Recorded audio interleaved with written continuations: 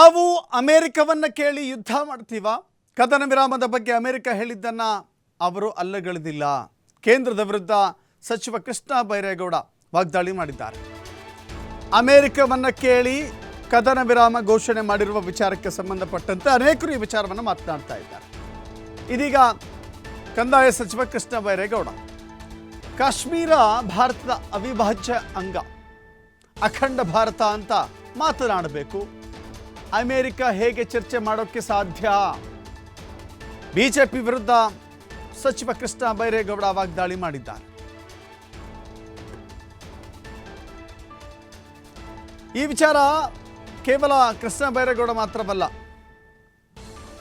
ಅಮೆರಿಕವನ್ನ ಕೇಳಿ ಯುದ್ಧ ಮಾಡಲಿಕ್ಕೆ ಸಾಧ್ಯವಿಲ್ಲ, ಅಮೆರಿಕವನ್ನ ಕೇಳಿ ಯುದ್ಧವನ್ನು ನಿಲ್ಲಿಸಲಿಕ್ಕೂ ಸಾಧ್ಯವಿಲ್ಲ. ಈ ಹಂತದಲ್ಲಿ ಅಮೆರಿಕವನ್ನ ಅದು ಹೇಳಿ ಕೇಳಿ ಡೊನಾಲ್ಡ್ ಟ್ರಂಪ್ ವಿಶ್ವದ ಎದುರಿಗೆ ನಾನು ಹೇಳಿ ಯುದ್ಧವನ್ನು ನಿಲ್ಲಿಸಿದೆ, ಪಾಕಿಸ್ತಾನ ಮತ್ತು ಭಾರತದ ನಾಯಕರುಗಳಿಗೆ ನಾನು ಹೇಳಿ ಯುದ್ಧವನ್ನು ನಿಲ್ಲಿಸಿದ್ದೇನೆ, ನನ್ನ ಮಾತು ಕೇಳಿ, ನನ್ನ ಮಾತಿಗೆ ಗೌರವ ಕೊಟ್ಟು ವ್ಯಾಪಾರದ ಕಾರಣಕ್ಕಾಗಿ ಯುದ್ಧಕ್ಕಿಂತ ವ್ಯಾಪಾರ ಒಳ್ಳೆಯದು ಅಂತ ಹೇಳಿ ನನ್ನ ಮಾತನ್ನು ಕೇಳಿದ್ದಾರೆ ಅಂತ ಅಮೆರಿಕ ಕೊಚ್ಚಿಕೊಳ್ತಾ ಇರುವಂಥ ಈ ಸಂದರ್ಭದಲ್ಲಿ, ಅಥವಾ ಡೊನಾಲ್ಡ್ ಟ್ರಂಪ್ ಕೊಚ್ಚಿಕೊಳ್ತಾ ಇರುವ ಈ ಸಂದರ್ಭದಲ್ಲಿ ಈ ಪ್ರಶ್ನೆ ಪ್ರತಿಯೊಬ್ಬರು ಕೇಳ್ತಾ ಇದ್ದಾರೆ, ಅಥವಾ ಕೆಲವಷ್ಟು ಕಾಂಗ್ರೆಸ್ ನಾಯಕರು ಕೇಳ್ತಾ ಇದ್ದಾರೆ. ಕೃಷ್ಣ ಬೈರೇಗೌಡ ಕೂಡ ಅದನ್ನು ಎತ್ತಿದ್ದಾರೆ.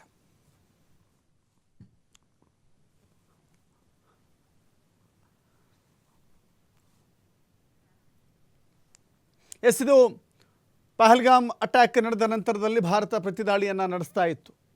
ಇದೊಂದು ಸಿಕ್ಕ ಅವಕಾಶವನ್ನು ಅತ್ಯಂತ ಪರಿಣಾಮಕಾರಿಯಾಗಿ ಬಳಸಿಕೊಂಡು ಪಾಕಿಸ್ತಾನದ ಸದ್ದಡಗಿಸಬೇಕು, ಮತ್ತೊಮ್ಮೆ ಭಾರತದ ತಂಟೆಗೆ ಬರದಂತೆ ತಡೆಯಬೇಕು ಅನ್ನೋದು ಇಡೀ ಭಾರತೀಯರ ಪ್ರತೀಕಾರದ ಒತ್ತಾಸೆಯಾಗಿತ್ತು. ಈ ಸಂದರ್ಭದಲ್ಲಿ ಸಡನ್ನಾಗಿ ಯುದ್ಧ ನಿಲ್ಲಿಸಿದ್ದಿದೆಯಲ್ಲ, ಅದಕ್ಕೆ ಅನೇಕ ಅನುಮಾನಗಳು ಭಾರತದ ಪ್ರಜೆಗಳಲ್ಲಿ ಸೃಷ್ಟಿಯಾಗಿತ್ತು. ಆನಂತರದಲ್ಲಿ ಟ್ರಂಪ್ ಪ್ರತ್ಯಕ್ಷವಾಗಿ ಹೀಗೆಲ್ಲ ಹೇಳಿದ ನಂತರದಲ್ಲಿ ಒಂದು ರೀತಿ ಅನುಮಾನ ಇದೆಯಲ್ಲ, ಅದಕ್ಕೆ ಹೀಗಾಗಿ ಟ್ರಂಪ್ ಮಾತಿನ ವಿಚಾರಕ್ಕಾಗಿಯೇ ರಾಜಕೀಯ ನಾಯಕರು ಮಾತನಾಡ್ತಾ ಇದ್ದಾರೆ. ಅದು ವಿರೋಧಿ ಅಂತ ಬಿಂಬಿಸೋದು ಅವರ ವೈಫಲ್ಯಗಳನ್ನು ಮುಚ್ಚು ಹಾಕ್ಕೊಳ್ಳೋದಕ್ಕೆ. ಯಾರೇ ಪ್ರಶ್ನೆ ಮಾಡಿದರೂ ಅವರನ್ನು ದೇಶ ವಿರೋಧಿಗಳು ಅಂತ ಬ್ರ್ಯಾಂಡ್ ಮಾಡೋದನ್ನು ಅವರು ಅಭ್ಯಾಸ ಮಾಡ್ಕೊಂಡಿದ್ದಾರೆ. ಆದರೆ ನಾವು ಎತ್ತಿರುವಂಥ ಪ್ರಶ್ನೆ, ಇವತ್ತು ಅಮೆರಿಕ ಅಧ್ಯಕ್ಷರು ಹೇಳಿದ್ದಾರೆ, ನಾವು ಮಧ್ಯಪ್ರವೇಶ ಮಾಡಿ ಭಾರತವನ್ನು ಹಿಂದಕ್ಕೆ ಸರಿಸಿದ್ದೇವೆ ಯುದ್ಧ ಕದನ ವಿರಾಮದ ಕಡೆಗೆ ಅಂತ ಅವರು ಹೇಳ್ತಾ ಇದ್ದಾರೆ. ಇನ್ನೊಂದು ಕಡೆ ಪಾಕಿಸ್ತಾನದವರು ಅವರು ನಾವು ಗೆದ್ದಿದ್ದೀವಿ ಅನ್ನೋ ಥರ ಸೆಲೆಬ್ರೇಟ್ ಮಾಡ್ಕೋತಾ ಇದ್ದಾರೆ. ನಾವು ಕೇಳೋದು ಇಷ್ಟೇ, ನಾವು ಪಾಕಿಸ್ತಾನಕ್ಕೆ ಇನ್ನೊಂದು ಬಾರಿ ಭಾರತದ ಆಂತರಿಕ ವಿಷಯದಲ್ಲಿ ಮೂಗು ತೂರಿಸದ ಹಾಗೆ ಮತ್ತೊಮ್ಮೆ ಭಯೋತ್ಪಾದನೆಯ ದುಸ್ಸಾಹಸ ಮಾಡಬಾರದು ಅನ್ನುವಂಥ ಪಾಠ ಕಲಿಸ್ಬೇಕು ಅಂತ ಕದನ ಆರಂಭ ಮಾಡಿದ್ದು. ಆ ಗುರಿ ಈಡೇರಿದೆಯಾ ಅಂತ ನಾವು ಪ್ರಶ್ನೆ ಕೇಳ್ತಾ ಇದ್ದೇವೆ. ಅದು ದೇಶದ ಹಿತದೃಷ್ಟಿಯಿಂದ ದೇಶದ ಸಾರ್ವಭೌಮತೆಯ ಬಗ್ಗೆ ನಾವು ಪ್ರಶ್ನೆ ಕೇಳುವಾಗ ನಮ್ಮ ಬಾಯಿ ಮುಚ್ಚೋದಕ್ಕೆ ಅವರು ಈ ರೀತಿಯಾದಂಥ ಆರೋಪ ಮಾಡ್ತಾರೆ. ಅದಾಗಿದ್ದರೆ ಹಾಗಾದರೆ ಅವ್ರನ್ನ ಕೇಳಿ ಕದನ ಆರಂಭ ಮಾಡಿದ್ದೇವೆ ಅಥವಾ ಅವ್ರಿಗೋಸ್ಕರ ಕದನ ಮಾಡ್ತಾ ಇದ್ದೇವೆ, ಭಾರತದ ಹಿತಕ್ಕಾಗಿ ಮಾಡ್ತಾ ಇದ್ದೇವೆ, ಇವೆಲ್ಲ ಪ್ರಶ್ನೆಗಳಿಗೆ ಉತ್ತರ ಕೊಡಬೇಕು ಅವರು. ಅಮೆರಿಕ ಹೇಳಿರೋದನ್ನು ಇಲ್ಲಿವರೆಗೂ ಇವರು ಅಲ್ಲಗೆಳೆದಿಲ್ಲ.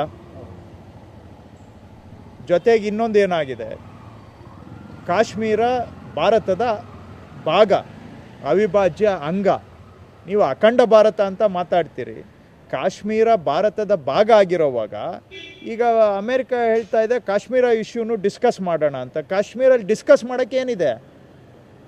ಈಗ ಕಾಶ್ಮೀರ ಇಂಡಿಯಾ ಭಾಗ ಹೌದಾ ಅಲ್ವಾ ಅನ್ನೋದನ್ನು ನೀವು ಚರ್ಚೆ ಮಾಡೋಕ್ಕೆ ಹೊರಟಿದ್ದೀರಾ ಹಾಗಾದರೆ?